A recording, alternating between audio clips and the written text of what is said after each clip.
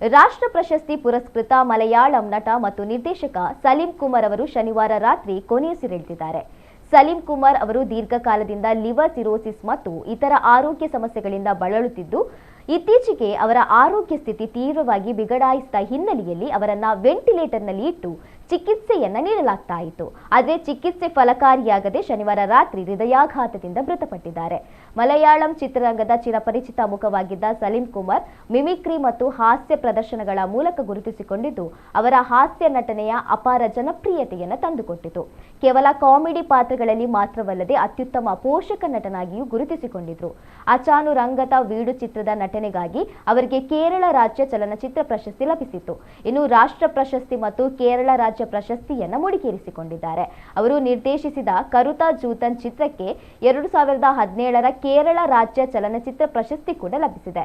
ಇನ್ನು ಸಲೀಂ ಕುಮಾರ್ ಅವರ ನಿಧನಕ್ಕೆ ಕೇರಳ ಸಿಎಂ ಮೆಗಾಸ್ಟಾರ್ ಮಮ್ಮುಟ್ಟಿ ಸೇರಿದಂತೆ ಪ್ರಮುಖ ನಾಯಕರು ತೀವ್ರ ಸಂತಾಪವನ್ನು ಸೂಚಿಸಿದ್ದಾರೆ.